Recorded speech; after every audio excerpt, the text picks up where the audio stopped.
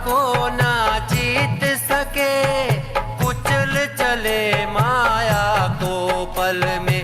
बच्चे हम प्रभु प्रीत लिए, सदा साथ भगवान स्वयं है, बंधा विजय का सहरा है।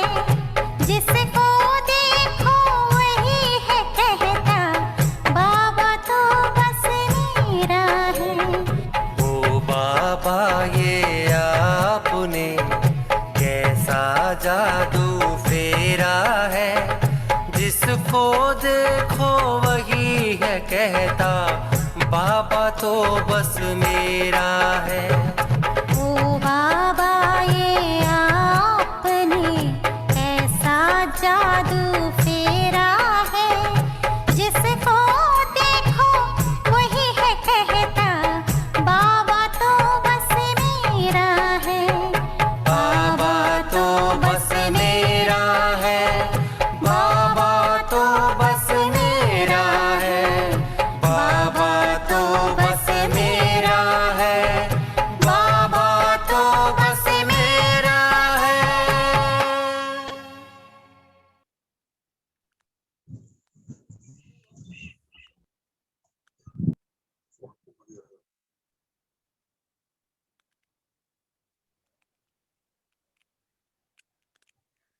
ओम शांति। आदरणीय भाई जी हमारे बीच में आ चुके हैं, तो मैं सभी सत्कार भवन के भाई बहनों की तरफ से सुरेश भाई जी आपका बहुत बहुत वेलकम। तो हमारे भाई जी जो हैं वो उन्होंने दुबई से ज्ञान लिया है, 32 इयर्स हो गए हैं ज्ञान में, और बाय प्रोफेशनल भाई जी इंजीनियर हैं। तो दोनों गृहस्थी और सेवा का इतना सुंदर बैलेंस इन्होंने किया हुआ है, और जितनी भी बड़ी बड़ी सेवाएं होती हैं दिल्ली जोन में, चाहे योग ऑर्गेनाइजेशन करना हो, तो भाई जी की सबसे अहम भूमिका रहती है।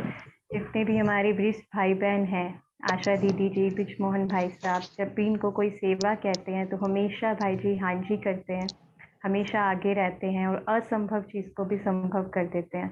तो ऐसे बाबा के विशेष रतन जिन्होंने तन मन धन से बाबा की सेवा कर रहे हैं, वो आज हमारे बीच में हैं, और हम सब सौभाग्यशाली हैं कि ऐसे विशेष रतन से आज हम बाबा के अमूल्य रतन उनसे लेंगे। तो भाई जी जो हैं, आज का जो टॉपिक है वो कैसे आज के वातावरण के अनुसार हमें अपना पुरुषार्थ तीव्र करना है, उसमें कैसे नवीनताएं लानी है, तो उसमें हमें गाइड करेंगे। तो मेरा अनुरोध है भाई जी से कि हमारा मार्गदर्शन करें अपने अनुभवों से, अपने चिंतन से, कि कैसे हम अपने पुरुषार्थ के अंदर तीव्रता लाएं। तो ओम शांति। आदरणीय भाई जी। ओम शांति, ओम शांति, ओम शांति। ओम शांति। आवाज ठीक आ रही ओम है मेरी? शांति।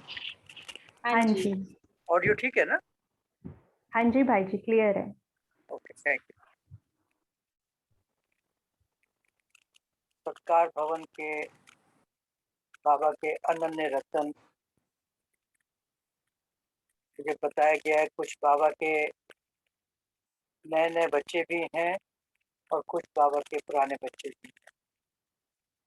बच्चे तो बच्चे ही होते हैं, परंतु कुछ अभी जिसे कहें ना कि नए नए ज्ञान में आए हैं, कुछ ऑनलाइन से भी बाबा का परिचय जिनको भाई मिला। साहब, आपका स्पीकर का आवाज थोड़ा ठीक नहीं आ रहा है, छिर छिर वाली आवाज आ रही है।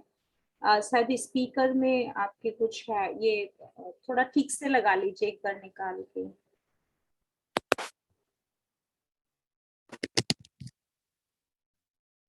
ओम शांति।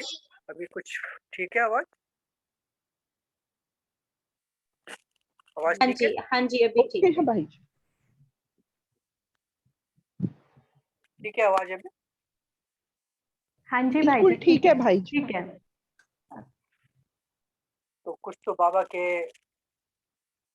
पिछले 2 साल में जब से ऑनलाइन प्रोग्राम ज्यादा हुए हैं, तो ऑनलाइन से भी बाबा के बच्चों का जन्म हुआ है। कुछ साकार में आके जिन्होंने सेंटर्स पे आकर के पालना ली या ज्ञान सुना है, वो भी बच्चे हैं इनमें। आप सबका आज के इस सेशन में बहुत बहुत बहुत स्वागत है, स्वागत है, स्वागत है। आज हमें कहा गया है कि हम आपके साथ कुछ बाबा की बातें शेयर करें, कुछ अपने जीवन की जो हमने अपने जीवन में अनुभव किया है बाबा का बनने के बाद, तो वो हम आपके साथ कुछ बातें शेयर करेंगे। कोई क्लास नहीं है, परंतु जस्ट शेयरिंग ऑफ एक्सपीरियंसेस आप सबके साथ हम करेंगे। हम सब बच्चे ज्ञान में आने से पहले भक्ति तो करते ही रहे। भक्ति भी हम अपने-अपने हिसाब से, भक्ति के भी कई तरीके थे। हम लोग जब देखते थे कि भक्ति में भी जो है वो वैरायटी हो गया है। आजकल के हिसाब से कलयुग में हाई-टेक भक्ति भी हो गई है और भक्ति भी अपने हिसाब से सब करते आए हैं। हम भी भक्ति करते थे। परंतु मुझे पर्सनली थोड़ा-सा भक्ति में जब हम कोई ऐसी भक्ति तो हम नहीं करते थे, गृहस्थी में रहते थे, तो नॉर्मली जो गृहस्थ में रहते हुए हम भक्तियाँ करते हैं, बहुत ज़्यादा कोई व्रत नहीं, कोई जप-तप नहीं हमने किया, नॉर्मल भक्ति उठे, थोड़ा भगवान को याद कर लिया और अपने कारोबार में चल दिए। परंतु मुझे पर्सनली जो एक चीज़ भक्ति में जब हम आरती करते थे, तो आरती की एक लाइन जो आती थी, वो बचपन से मेरे माइंड में जो है ना थोड़ा-सा एक स्ट्राइक करती थी। आप सब भी आरती करते आए हैं, सुनी भी होगी आरती में कि मैं मूरख खल कामी। ये एक लाइन जो है भक्ति में आती थी, तो मैं जब ये आरती करता था, तो मेरे माइंड में ये लाइन जो है वो स्ट्राइक करती थी कि 3 शब्द मूरख, खल और कामी।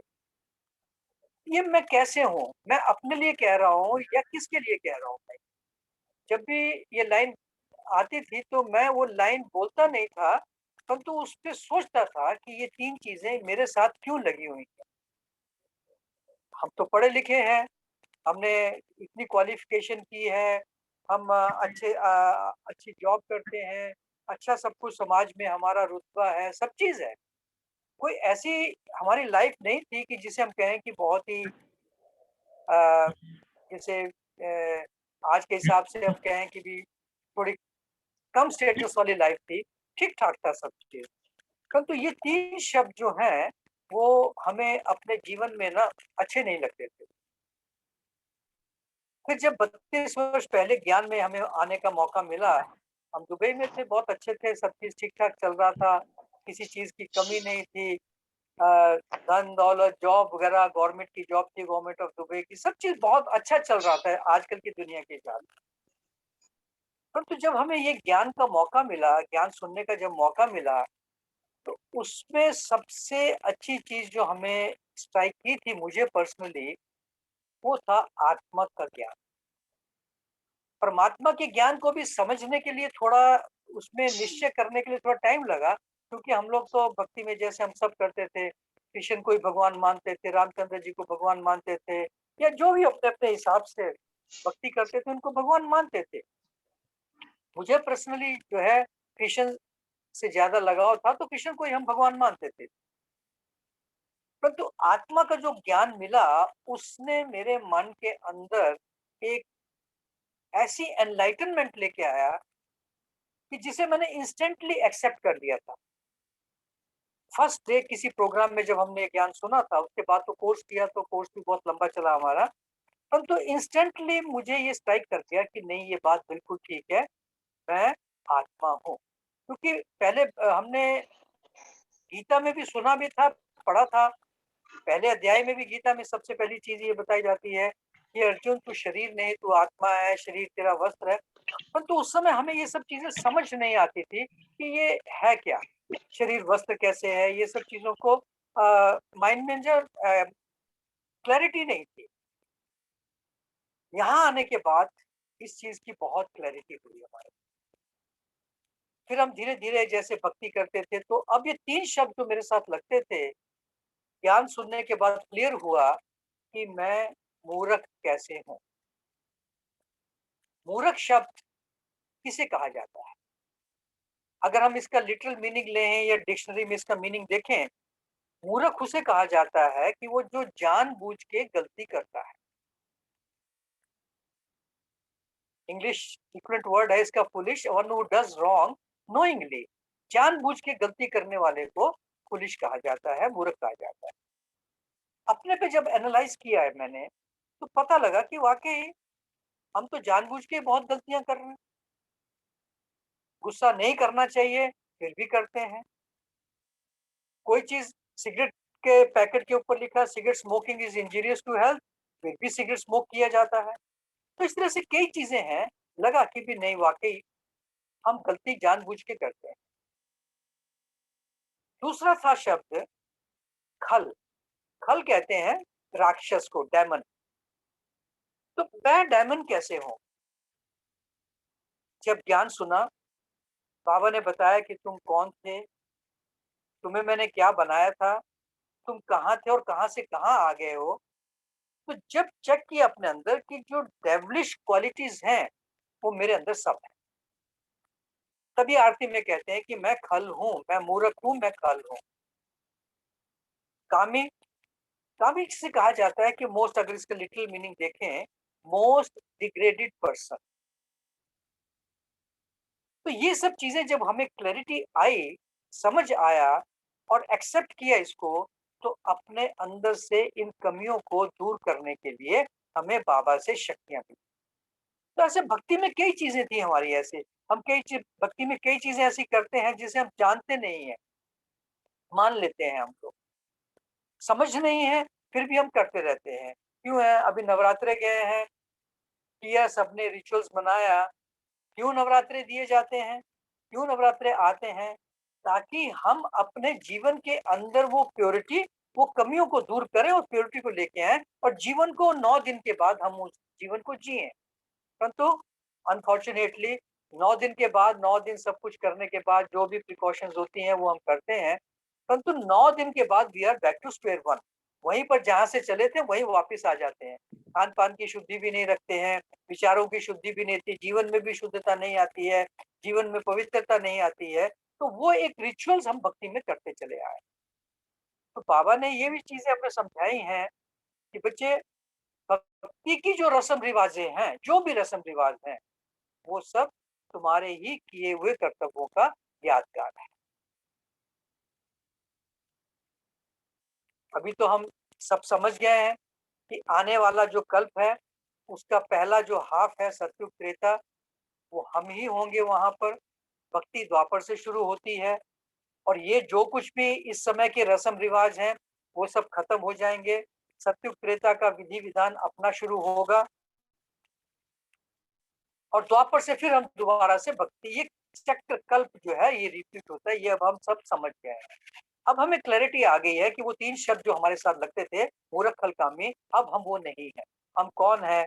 जिससे बाबा ने कहा कि भक्ति में हम क्या कहते थे? हम खुद को भगत समझते थे, डिग्रेडेड पर्सन, खुद भी कहते थे जा भगवान के पास जाकर कि मैं मूर्ख, खल, कामी, मैं नीच, कपटी, ये सब शब्द हम अपने इस्तेमाल करते थे। परंतु करते भगवान के सामने, तो कोई दूसरा हमें कहता था तो हम इस चीज को लाइक नहीं करते, अच्छा नहीं लगता था और कई बार इसमें वाद विवाद भी हो जाता था, झगड़ा भी हो जाता था। अब ये सब चीजें हमें क्लियरिटी हो गई है, समझ में आ गया है कि हम कौन हैं। इसके लिए मुझे दादी जी के, जानकी दादी के, जानकी दादी इतनी महान आत्मा, हम सब जानते हैं। अंत में दादी के 3 शब्द हमेशा याद रहते हैं। जब भी कभी वो दादी मिलती थी, 3 शब्द बाबा के उच्चारण करती, मैं कौन, मेरा कौन, मुझे क्या करना। आप सबको भी शायद याद होंगे जिन्होंने भी दादी के क्लासेस सुनी हैं, दादी से मिले हैं, दादी हमेशा 3 शब्दों का ही उच्चारण करती। इट मीन्स कि दादी ने सारा ज्ञान जो है वो इन 3 शब्दों में समाकर अपने जीवन में धारण कर लिया। दादी के अंदर ये 3 चीजें, मैं कौन, मेरा कौन और मुझे क्या करना। अगर हम थोड़ा सा गहराई में इसको सोचें या इसके ऊपर विचार करें, सारे ज्ञान का सार ही हमारा ये 3 शब्द हैं। पहले दिन कोर्स में हमें क्या बताया जाता है, मैं कौन। अब ये सिंपल सा शब्द दादी लास्ट तक इसको बोलते रही, मगर दादी के ये जो शब्द मैं कौन, इसमें बहुत गहराई। हमारा मैं कौन कहना स्टार्टिंग में, और अभी भी हम जब इतने वर्षों से जो भी ज्ञान में चल रहे हैं, आज भी हम इस शब्द को अपने अंदर आत्मसात करते हैं। मैं कौन, केवल एक आत्मा नहीं, मैं कौन सी आत्मा, कौन सी आत्मा हूं। और यही बाबा ने कहा हुआ है कि ये मैं कौन का जो पेपर है, ये अंत में फाइनल पेपर भी हमारा यही आएगा, मैं कौन, मेरा कौन। सोचिए जरा थोड़ा सा, मेरा कौन है, हम किसके बच्चे हैं, विचार करें थोड़ा, सोचिए जरा, हम किसके बच्चे हैं। कहने को तो हम कहेंगे कि हम भगवान के बच्चे हैं। भगवान शब्द, भगवान कौन है, कौन है भगवान, जिसको हम भक्ति में इतने गा गा करके याद करते थे, जिसके लिए हम इतना हम, हालांकि मैं पर्सनली अगर कहूँ तो हमने कोई ऐसी वाली भक्ति नहीं की जिसे बाबा कहते कि तुमने बहुत भक्ति की होगी पिछले जन्मों में। 63 जन्म से हम भक्ति करते चले आए हैं, इस जन्म में वो उस लेवल की भक्ति नहीं की है हमने, फिर भी भगवान को याद करते। कभी कभी मन में ख्याल आता है कि क्या मैं रियली उस लेवल पे निश्चय करता हूं, या मैं भगवान के बारे में सोचता हूं कि भगवान मुझे मिला है, भगवान मुझे मिला है। आज भी अगर हम देखें हमारे एक रियलाइजेशन में, या हमारे बड़े हैं, हमारे जयप्रकाश भाई हैं, या हमारी बड़ी दीदियां हैं, दादियां हैं, उनके निश्चय में और मेरे निश्चय में, जिसे बाबा भी नंबरवार कहता है, कितना फर्क है। परंतु दादी जानकी का मेरा कौन, उसके ऊपर पूर्ण निश्चय, कितना निश्चय दादी को था। अगर हम दादी के जीवन को देखें, केवल एक शब्द दादी 3 शब्द कहती है कि मैं कौन, मेरा कौन, मुझे क्या करना है। परंतु ये जो दूसरा शब्द है, बाबा के ऊपर निश्चय, भगवान क्या कर सकता है। हम पहले तो यही समझते थे भक्ति में कि भगवान मुर्दे को जिंदा कर देता है, भगवान सब कुछ कर सकता है। परंतु अब तो बाबा ने भी आके हमें समझाया कि भगवान क्या कर सकता है, भगवान का कार्य क्या है। भगवान का कोई छोटा कार्य नहीं है। भगवान इस पूरी सृष्टि को परिवर्तन कर रहा है, इंक्लूडिंग 5 एलिमेंट्स, प्रकृति को लेकर के, पूरी आत्माओं को लेकर के, पूरी सृष्टि को, पूरी सृष्टि को 100% इम्प्योर से 100% प्योर बना रहा है। भगवान का कार्य क्या है, उस चीज को हम रियलाइज करें। मेरा कौन है, इसको थोड़ा हम गहराई से सोचें। इसके ऊपर जितना मेरा निश्चय होगा, उतना ही मेरा पुरुषार्थ तेज होगा। तीसरी जो शब्द दादी जो बोलती थी, मुझे क्या करना है, थोड़ा इस पे हम विचार करें। हम क्या कर रहे हैं, और बाबा की हमारे से क्या एक्सपेक्टेशन है, बाबा हमसे क्या चाहते हैं। कुछ बाबा के नए बच्चे हैं, उनको भी ये सोचना है। अब हम कोई फिजिकल लेवल से छोटे बच्चे नहीं है। बाबा थोड़ा हमें मैच्योरिटी लेवल से छोटे बच्चे और बड़े बच्चों के कैटेगरी में डालता है। हमारे अंदर इंटेलेक्चुअली हम कितने गॉडली नॉलेज में मैच्योर हो गए हैं, उस लेवल को बाबा देखता है।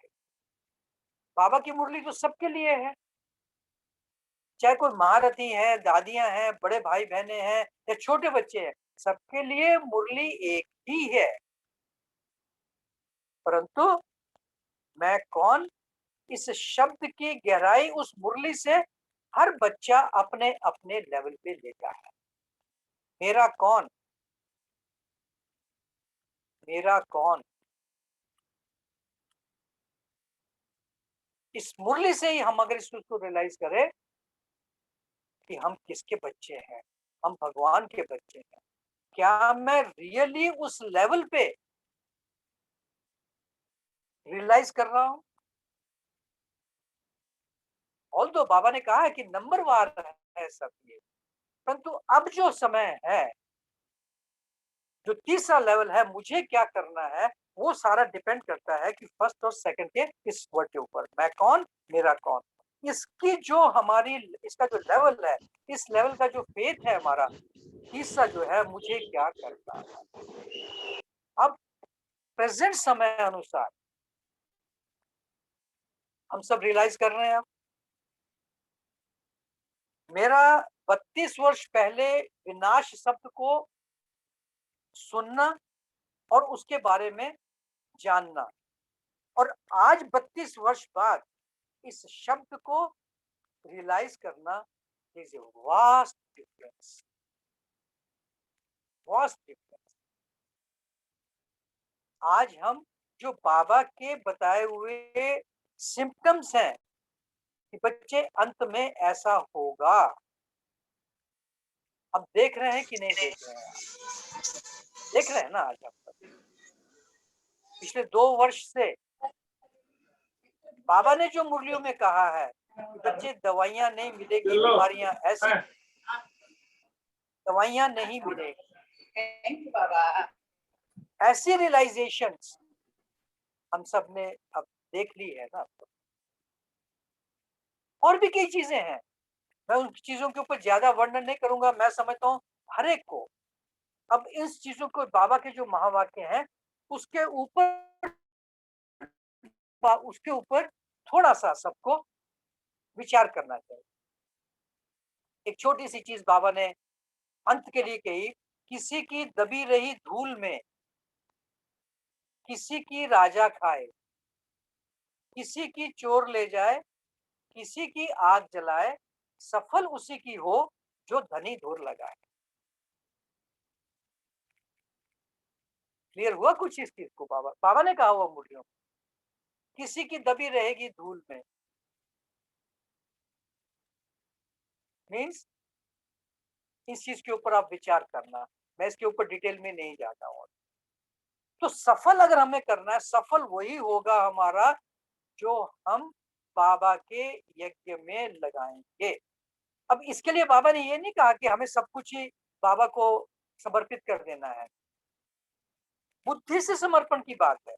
गृहस्थ में रहते हुए बाबा ने इसकी भी हमें शिक्षा दी हुई है कि गृहस्थ में रहते हुए तुम्हें क्या करना है, अपने लिए भी रखो, आईवेल के लिए भी रखो। मेजोरिटी तो अभी जो मेरे ख्याल में बाबा के बच्चे सत्कार में सुन रहे हैं, सब गृहस्थ में रहने वाले ही हैं, तो उसके लिए भी बाबा ने भी हमें श्रीमत दी हुई है। बहनों ने भी आपको बताया होगा, बाबा ने कहा बच्चे अपने लिए भी इस्तेमाल करो, आईवेल के लिए भी रखो, यज्ञ में भी सफल करो, यज्ञ में भी सेंटर पे भी सफल करो, और बड़े यज्ञ में भी सफल करो। और अब तो क्या क्या हम सुनते हैं, हमारे जो सेविंग्स हैं वो बैंकों में भी सेफ नहीं है, बैंकों में भी सेफ नहीं है, और जगह तो आप छोड़िए इसको। हम अब थोड़ा सा हमें इन सब चीजों के ऊपर ख्याल करते हुए अपने जो मुझे क्या करना है, जो तीसरा शब्द दादी ने दिया हुआ है, उसके ऊपर हम थोड़ा सा अपने अपने हिसाब से उसके ऊपर हम विचार करें। और इन सब चीजों को करने के लिए हमारा जो राजयोग, हम राजयोग का अभ्यास कर रहे हैं, राजयोग के जो हमारे 3 पिलर्स हैं उनके ऊपर बहुत बहुत बहुत ज्यादा ध्यान देना है। राजयोग में जो बेसिक फंडामेंटल चीज है, राजयोग का आधार है स्नेह, खुद से स्नेह, बाबा से स्नेह संबंध मेरा खुद से माना मेरा शरीर के साथ क्या संबंध है, और बाबा के साथ मेरा क्या संबंध, और स्मृति, मेरी स्मृति में क्या है, कौन है। इन 3 चीजों के ऊपर हमें बहुत बहुत बहुत ख्याल रखना है। क्यों ख्याल रखना है? क्योंकि अब बहुत जल्दी का हम कई बार मतलब जो है एक छोटे एस्पेक्ट में ले लेते हैं, कई बार 24 घंटे के एस्पेक्ट में भी ले लेते हैं, कई बार एक हफ्ते में, महीने में, या साल के अंदर। एक्चुअली इस एस्पेक्ट में इसको जल्दी नहीं कह सकते हम लोग। अगर हम इसको होलिस्टिक पॉइंट ऑफ व्यू से देखें तो जल्दी के बाबा के हिसाब से 5000 साल के साइकिल के हिसाब से है। ये सृष्टि चक्र 5000 साल का है, और इसमें संगम युग कितने वर्ष का है? कितने वर्ष का है? बाबा ने हमें जो इस चीज का ज्ञान दिया हुआ है कि बच्चे ये 100 वर्ष का 100 वर्ष। 100 वर्ष का संगम युग।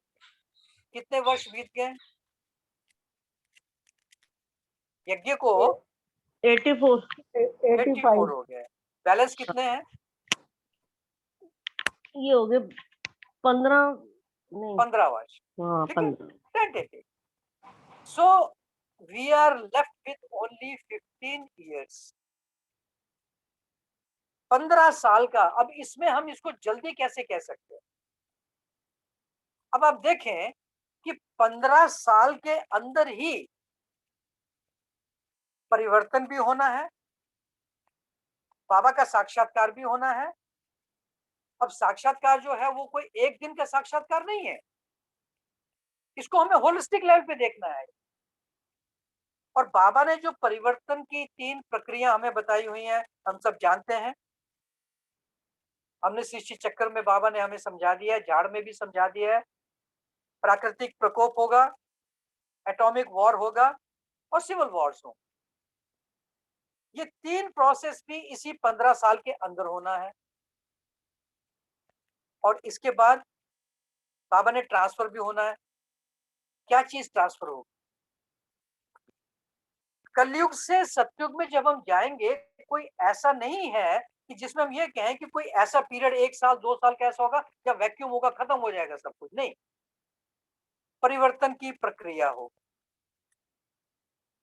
इसके लिए जो बाबा ने ये भी कहा कि ये जो प्रेजेंट गवर्नमेंट है, इसको बाबा ने नाम दिया कौरव गवर्नमेंट है। पांडव गवर्नमेंट नहीं है, ये कौरव गवर्नमेंट है। और कौन सी गवर्नमेंट एस्टेब्लिश होनी है सतयुग के लिए?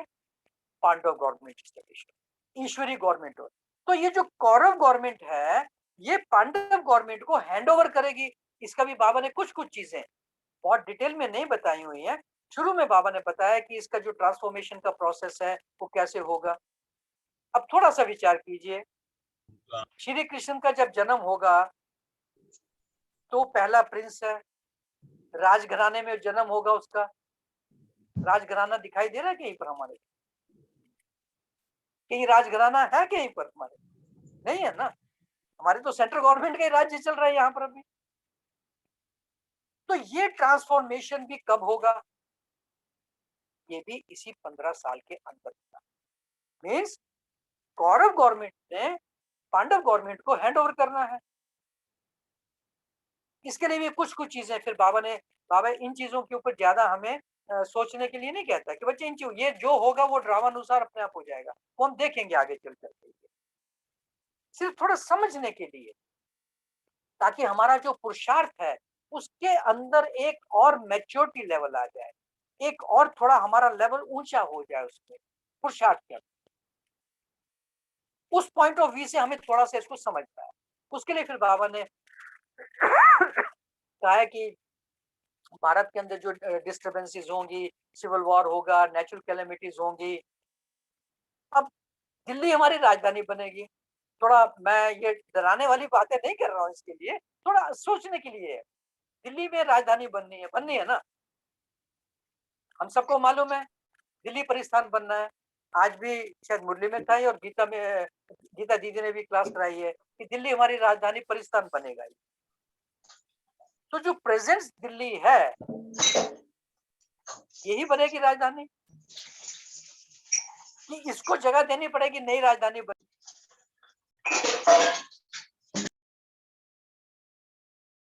सब अनम्यूट कर लीजिए, एक बार म्यूट हो गया है। अच्छा सॉरी, अभी ठीक है आवाज? जी आ गई आ गई, हाँ जी। तो अब हम सोचे इस चीज के लिए, तो 15 साल के अंदर ये सारे का सारा ट्रांसफॉर्मेशन होना है। और बाबा इसके लिए हमें पीछे 3-4 वर्षों से ही बाबा हमें एक सावधानी दे रहे हैं कि बच्चे अचानक चीजें होंगी। और अचानक के लिए बाबा ने हमें दिखा भी दिया। अचानक ये कोविड आ गया, 2 साल का चला, अचानक बहुत चीजें हुई हैं। और अचानक में ही कई चीजें प्रकृति के भी हमारे दिखाई दे रहे हैं अभी। तो इन सब चीजों को देखते हुए हमें थोड़ा अपने अंदर मुझे क्या करना, जो दादी का तीसरा जो शब्द है ये, उसके ऊपर सोचना है, उस चीज पे सोचना है। अब थोड़ा सा हम एक चीज पे और विचार करें कि जब प्रत्यक्षता का समय होगा, प्रत्यक्षता कैसे होगी, ये भी सोचने की चीज है। इससे भी मुझे अपने लिए अपने ऊपर एक रिस्पॉन्सिबिलिटी की एहसास होता है कि मुझे रिस्पॉन्सिबल बनना है। प्रत्यक्षता कैसे होगी? क्या वो ज्योति बिंदु शिव बाबा दिखेगा तो लोग समझ जाएंगे सबको, या ब्रह्मा बाबा का साक्षात्कार भी अगर हो जाता है तो क्या सब उस चीज को समझ लेंगे और एक्सेप्ट कर लेंगे कि हाँ भगवान आए हुए हैं? बाबा ने इसके लिए बहुत क्लियर, और आज भी हमारे ब्रिजमन भाई साहब ने भी जो क्लास कराई आज सुबह संगठन के योग में, उसमें भी प्रत्यक्षता होगी हमारे नैन, चैन, चाल, चलन, व्यवहार से। नैन, चैन, चाल, चलन और हमारा व्यवहार, हमको देख करके ही सब कहेंगे अहो प्रभु तेरी लीला अपरम अपार है। हमें ही बाबा ने वो एक जिम्मेवारी दी है और हमें ही बाबा तैयार कर रहे हैं। साक्षात्कार भगवान का होगा, बाप दादा का साक्षात्कार होगा, परंतु होगा मेरे मन के द्वारा।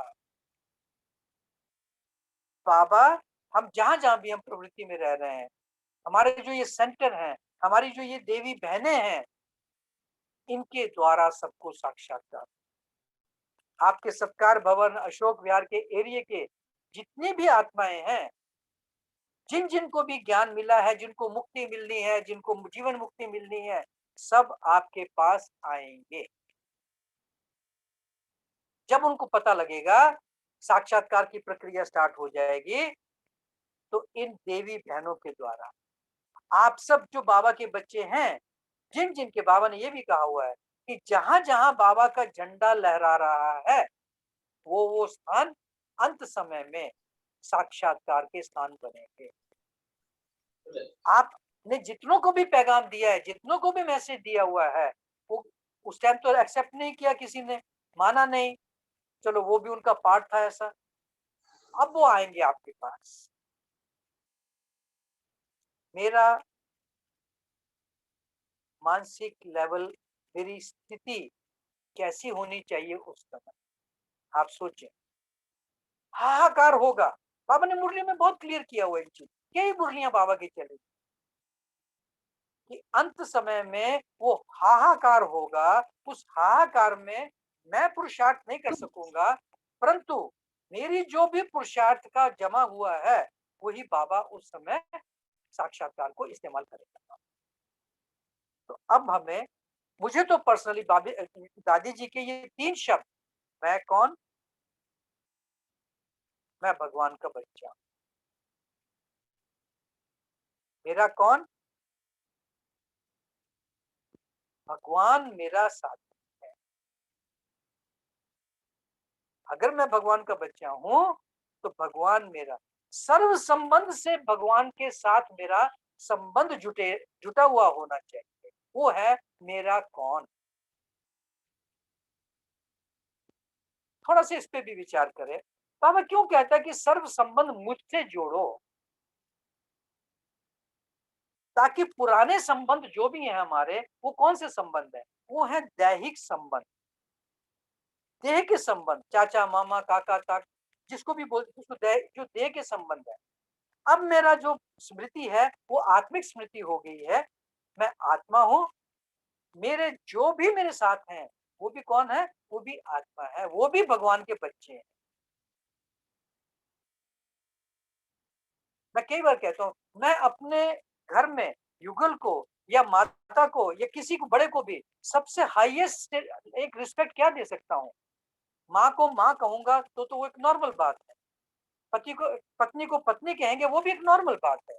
उनको हाईएस्ट रिस्पेक्ट हम क्या दे सकते हैं कि वो भी भगवान के बच्चे हैं, God's child. That is the highest respect हम एक दूसरे को दे सकते हैं। तभी बाबा ने कहा, बच्चे आपस में भाई भाई की दृष्टि रखो, आत्मिक दृष्टि रखो। और अब मुझे क्या करना है? मैं भगवान का बना हूं, मुझे भगवान का सहयोगी बनना है, भगवान को मदद करनी है। वो जो एक हमारी अष्ट शक्तियों में एक है ना, सहयोग शक्ति, एक उंगली की शक्ति, छोटी उंगली की शक्ति, बस मुझे अपनी वो शक्ति दे, अपने अंदर शक्ति का वो। अब समय आ गया है हम अपने अंदर चेक करें ये अष्ट शक्तियां जो है हमारी, आगे चलकर ये शक्तियां बहुत काम आएंगी, बहुत काम आएंगी ये शक्तियां आगे चलकर। और इन्हीं शक्तियों के, ये शक्तियां हमारी किस लेवल की हमारे अंदर हैं, यही हमारे आगे का स्टेटस डिसाइड करेगा। हमने ज्ञान भल कितने वर्षों से लिया है, परंतु नॉलेज एक है, नॉलेज एबल, एक नॉलेजफुल। नॉलेजफुल तो हम हो गए, ज्ञान बहुत सुना है, बहुत है हमारे अंदर ज्ञान, मगर ज्ञान कितना काम कर रहा है? मेरी स्मृति में आत्मिक स्मृति कितनी है, परमात्मा की स्मृति कितनी है, भाई भाई की स्मृति कितनी है? वही मेरा, जैसे बाबा ने भी हमें स्मृति से वृत्ति हमारी बनती है, वृत्ति हमारी एटीट्यूड, एटीट्यूड हमारा काम करता है कर्म में। जब हम कर्म में आते हैं उससे पहले हमारा काम क्या करता है? वो करता है एटीट्यूड। तो मेरा एटीट्यूड अपने तरफ, परमात्मा की तरफ और मेरे सारे संबंधियों की तरफ, पूरे विश्व की तरफ।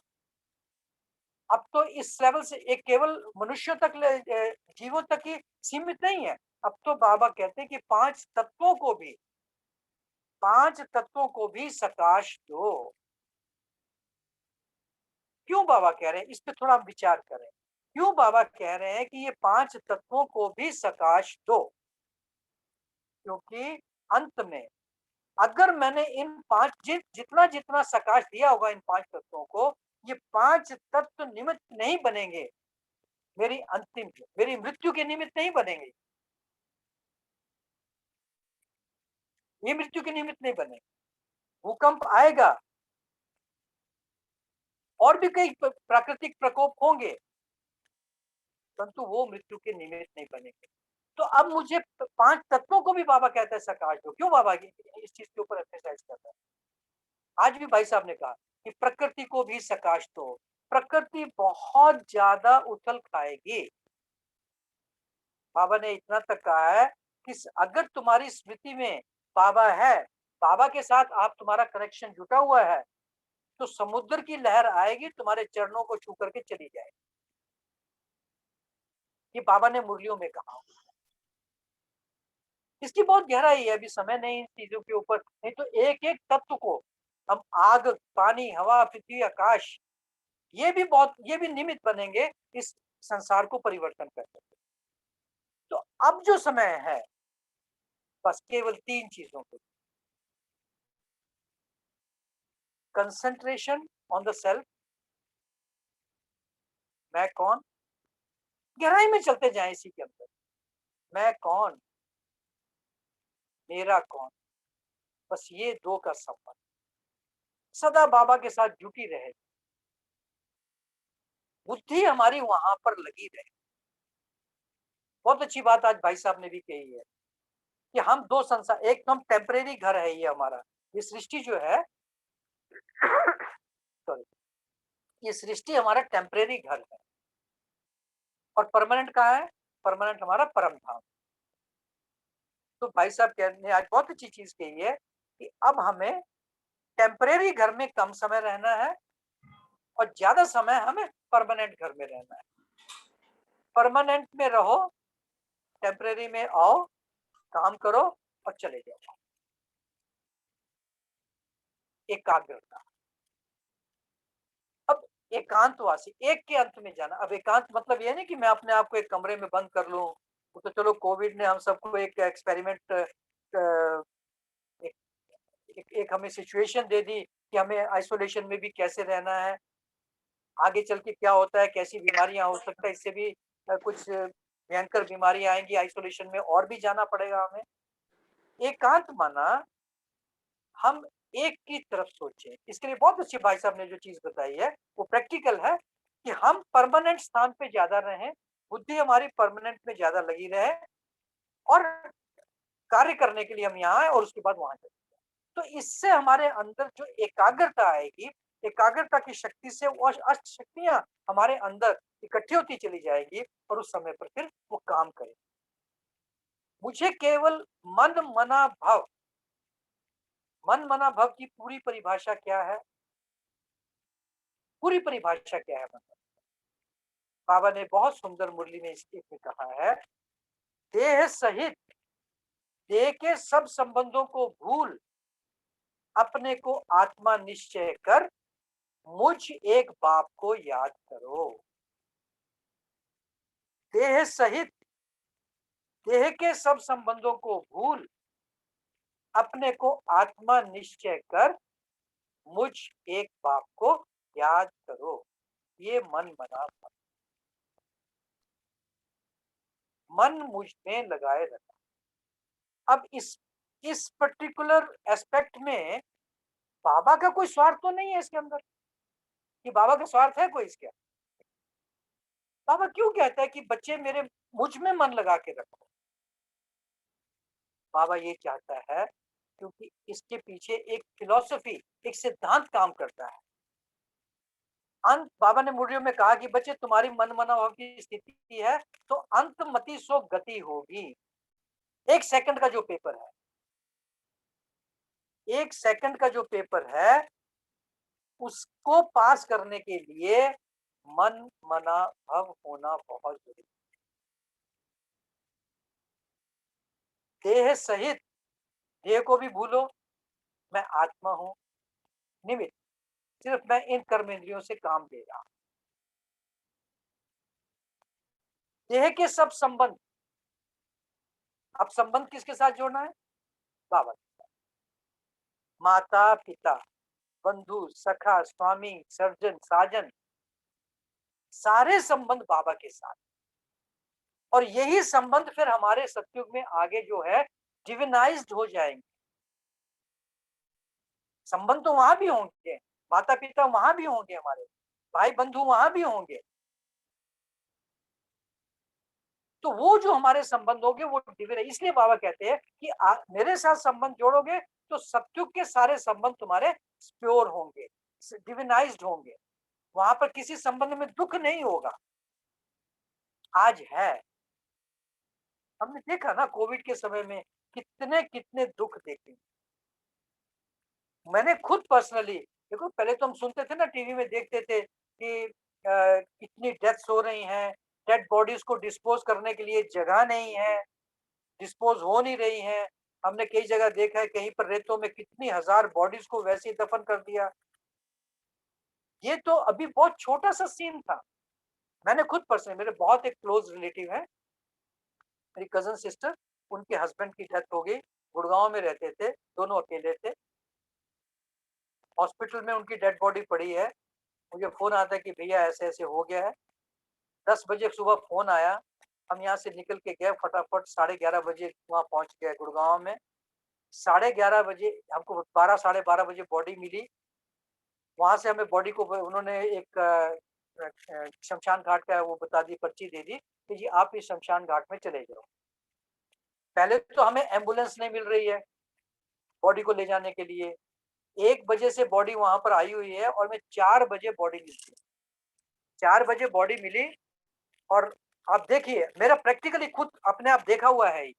4 बजे जब बॉडी मिली हमें, तो वहाँ से जब हम बॉडी लेके गए और जिस शमशान घाट में उन्होंने बताया था कि वहाँ जाओ, तो वहाँ पर ऑलरेडी वहाँ पर शमशान घाट में अंदर जहाँ पर कि 30 बॉडी को क्रीमेट करने का प्रोविज़न है, वहाँ पर 70 बॉडियाँ ऑलरेडी जल रही हैं, शमशान घाट के अंदर, और 30 बॉडीज़ ऑलरेडी लाइन में लगी हैं वहाँ। उसके बाद हम भी वहाँ पर लेके गए। जब वहाँ लेके गए तो वहाँ तो उन्होंने बोल दिया कि जी आज तो आपका नंबर आएगा नहीं। ये सिचुएशन पर्सनली मैंने एक्सपीरियंस किया हुआ है। उस बॉडी को लेकर के हम वहाँ से हम 5 बजे निकले। 5 बजे जब वहाँ से निकले फिर गुड़गाँव के दूसरे शमशान घाट में गए, वहाँ भी सेम सिचुएशन। वो कहते जी नहीं आप इसको पालम लेके चले जाओ यहाँ। तो हम थोड़ा वहाँ पर रुक गए और वहाँ पर जो जो म्युनिसिपैलिटी के जो ऑफिशियल्स थे, उनसे बात की कि देखो भैया ये सिचुएशन है, पहले आप पता कर लो वहाँ पर क्या पोजीशन है पालम की। पालम पे उन्होंने पता किया तो पहले तो वो अपनी जिम्मेवारी निकाल रहे थे ऐसे। पालम में जब पता किया तो वहाँ पर भी उन्होंने देखा कि वहाँ भी सिचुएशन ये है। हमको 1 बजे की बॉडी ली हुई, 7 बज गए शाम को वहीं गुड़गाँव में, जो दूसरे नंबर के शमशान घाट में हम गए। और हमारे पीछे ये कंडीशन थी कि एम्बुलेंसेस नहीं मिल रही हैं, मर्सिडीज गाड़ी के अंदर लोग अपनी डेड बॉडीज को डाल के लेके आ रहे हैं, गोद में रखी हुई है बॉडियां। ये सिचुएशन थी। फिर उन्होंने क्या किया कि वहां पर जो पार्किंग थी बहुत बड़ी, उसको खाली करवाया। खाली करवा करके वहां पर 7 बजे उन्होंने वहां चिताएं लगानी शुरू की। रात को 11 बजे 40 चिताएं तैयार करके 11 बजे उन्होंने वहां पर क्रिमेशन स्टार्ट किया। ये कंडीशन थी। जिसे बाबा ने मुरली में कहा कि बच्चे अंत में बच्चे कोई संस्कार करने वाला नहीं बचेगा। कौन किसका संस्कार करेगा? और हमने उस बॉडी में कौन है कोई पता नहीं, कोई पता नहीं कि जी वो नाम लिखा है प्रमोद गुप्ता है, बस ये है नहीं है किसी और की कोई पता नहीं। हम उनका चेहरा नहीं देख सकते हैं। तो ये सिचुएशंस थी और अब इससे ज्यादा और भी सिचुएशंस होंगी, ये तो हमने देख लिया। तो ये सब चीजें जो हम देख रहे हैं, ये कोई हमें इससे डरना नहीं है, ये हमें आई ओपनर है। अब हमें इन सब चीजों के ऊपर विचार करना है। जो दादी का तीसरा शब्द, मुझे क्या करना है, बस एक शब्द, मन मना भव। अब हम सब ने इतने समय से हम ज्ञान में चल रहे हैं, इतने समय से हम बाबा के बने हैं, धारणाएं भी कर रहे हैं, चाहे नंबरवार है, यथाशक्ति है, परिवार में भी रह रहे हैं, सब कुछ निभा रहे हैं। और बाबा ने तो परिवार वालों को तो बहुत ऊंचा स्टेटस, तुम तो मेरे शो केस के शो पीस हो। बाबा क्या कहते हैं? प्रवृत्ति वाले मेरे शो केस के शो पीस हैं, जो घर गृहस्थ में रहते हुए बाबा की श्रीमत को फॉलो करते हैं। तो हम तो बाबा के उस लेवल के। तो मैं कौन हूँ? मैं बाबा के शो केस का शो पीस। तो अब इन 3 शब्दों के ऊपर हमें और ध्यान करना है। मन मना भव की स्थिति, एकाग्रता, एकांत और समेटो बस। हमें अब विस्तार नहीं करना है। हम परिवार में रहते हैं, विस्तार में नहीं जाना है। अब ये विस्तार को समेटना, ये भी इसके ऊपर आप अपनी बहनों से भी थोड़ी चिट-चैट कर सकते हैं। और इसके ऊपर और जो आपके परिवार में रहने वाले अपने भाई बहनें हैं, उनसे भी आप बात की। अब समेटना माना क्या? मीन्स अब हमें अपने नीड्स को बढ़ाना नहीं है। देखिए नीड और ग्रीड, हमारे नीड और ग्रीड के अंदर आध्यात्मिकता माना जो अपनी नीड और ग्रीड के बीच में डिमार्केट कर ले, डिमार्केशन दे ले, वो योगी है। हमारी नीड्स क्या है? नीड मेरी अलग हो सकती है, आपकी अलग हो सकती है, किसी और की अलग हो सकती है। तो नीड के जितनी नीड्स है उसको भी कम से कम, जैसे बाबा ने अभी कुछ दिन पहले भी कहा, इच्छाओं को कम करो। इच्छाएं, नीड्स, उनको जितना हम कम कर सकते हैं, वो हमको आगे चल कर हमें अच्छा बनाए। इच्छा अच्छा नहीं बनने देगी, इच्छाओं को कम करें आप धीरे धीरे। तो शायद थोड़े जो बाबा के नए बच्चे हैं उनके लिए शायद थोड़ी सी ये बातें थोड़ी सी जिसे हम कहेंगे थोड़ी हैवी होंगी, मगर नहीं, पर आपके लिए भी बहुत ज़रूरी है। आप ये सब चीज़ें धीरे-धीरे आप इन चीज़ों के ऊपर जैसे-जैसे विचार करते चले जाएँगे, तो ऑटोमैटिकली हम बाबा की आशाएँ पूरी करेंगे और अंत में हम सफल होंगे, पास विद ऑनर होंगे आप सब, ठीक है? तो मैं समझता हूँ कि अब समय भी हो रहा है, आपको किसी को कोई प्रश्न पूछना है तो पूछ सकते हैं और मुझे तो आपके साथ ये थोड़ी बातें शेयर करनी। बस एक ही चीज़ अंत में 3 शब्द याद रखें, मैं कौन? मेरा कौन? मुझे क्या करना है? और मुझे बस अब सिर्फ मन मना भव होकर के रहना है। ठीक है? ओम शांति। कुछ पूछना चाहे तो पूछ सकते हैं। ओम दादा आप। शांति। किसी को कुछ पूछना है भाई साहब से? कोई क्वेश्चन? कोई पूछना चाहते हैं कुछ? जो दादी जी के भाई साहब ने 3 महामंत्र आज हम सभी को रिवाइज कराए, पक्के हो गए? हैं? पक्के हुए सभी को? हाँ जी।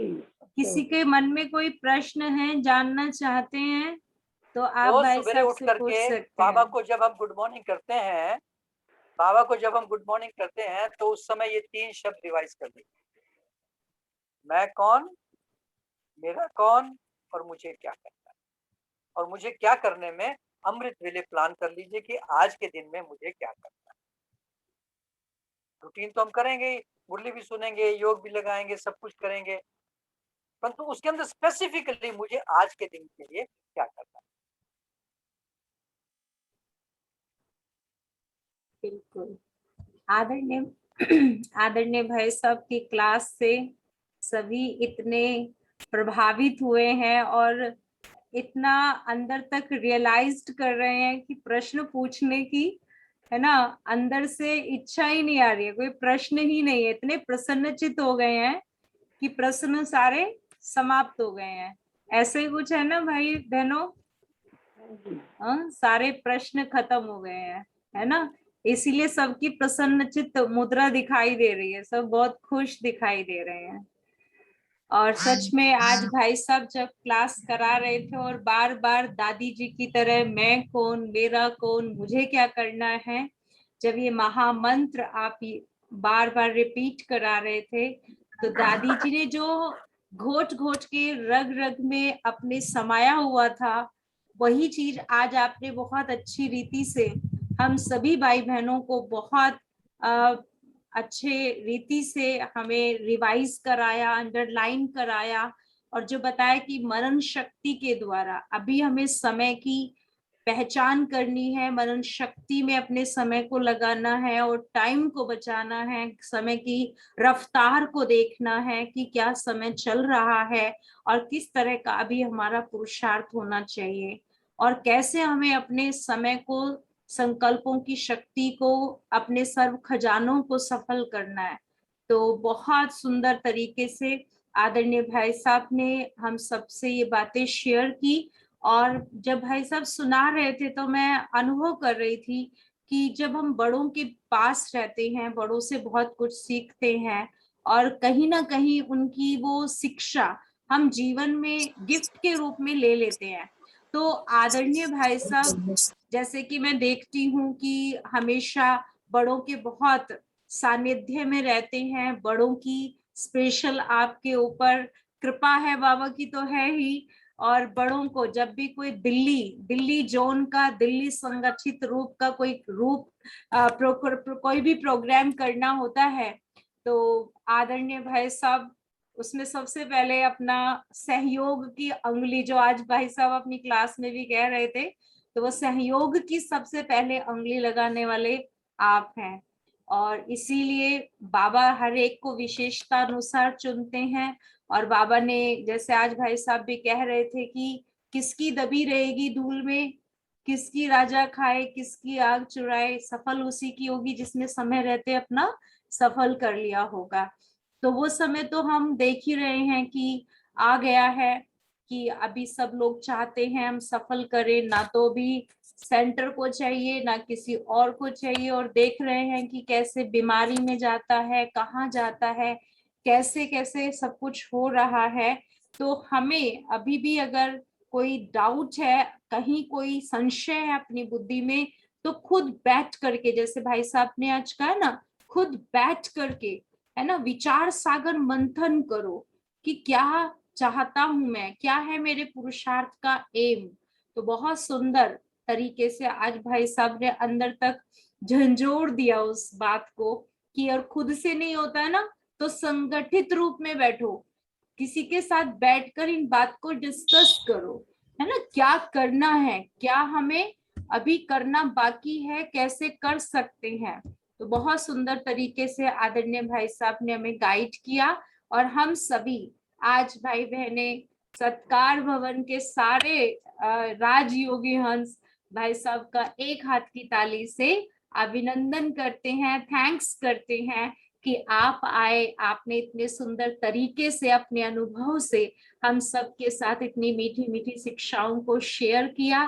थैंक यू सो मच भाई साहब, और आप ऐसे ही हमारे बीच में आते रहें, अपनी अनमोल अनुभव की क्लासेस हमारे साथ शेयर करते रहें, यही हम चाहेंगे। और भाई साहब की ये विशेषता है कि जब भी हम भाई साहब को आवाज लगाते हैं, इनवाइट करते हैं, आप कभी भी मना नहीं करते अगर आपके पास समय है।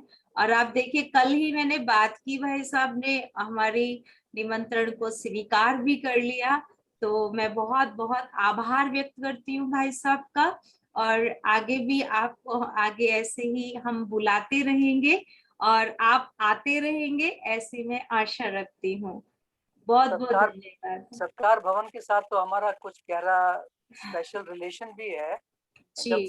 सत्कार भवन की नींव पड़ी थी तो उसमें भी हम निमित्त बने थे गुलजार दादी जी को नीचे फाउंडेशन 10 फुट डालने के लिए। तो वो भी ओ, सत्कार के साथ भी हमारा कुछ गहरा रिलेशन है। बाकी फाउंडेशन के साथ ही है। फाउंडेशन से ही सत्कार भवन का और रिलेशन है। वैसे भी जी भाई साहब के साथ तो हमारा स्नेह सबके साथ ही है, परंतु किसी के साथ उनके लिए हमारे दिल में बहुत रिस्पेक्ट भी है और रिगार्ड भी है। कभी भी हमारे लिए सेवा, हम किसी भी काम आए सत्कार भवन के लिए, तो हम ये कहेंगे हम हाजिर हैं आपके, और आप बहनों के लिए हम सब सदा हाजिर हैं, सब परिवार के लिए सदा हाजिर जी हैं। जी, थैंक यू सो मच भाई साहब। आपका पुनः हम बहुत बहुत आभार व्यक्त करते हैं, और अभी सभी 1 मिनट भाई साहब का, बाबा का थैंक्स करेंगे, 1 मिनट योग में बैठेंगे सभी, और 1 मिनट बाबा की याद में।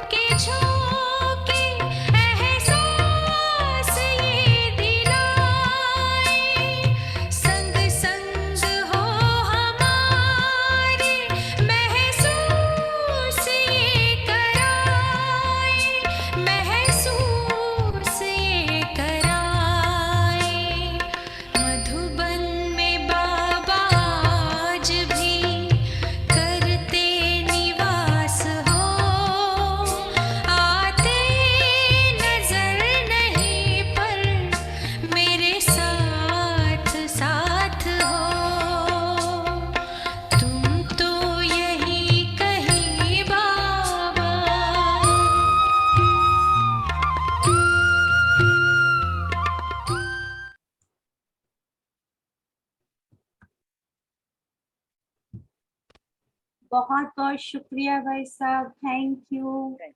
ओम शांति। ओम सभी शांति। Thank you. सभी बहन भाई साहब का बहुत बहुत ओम शांति।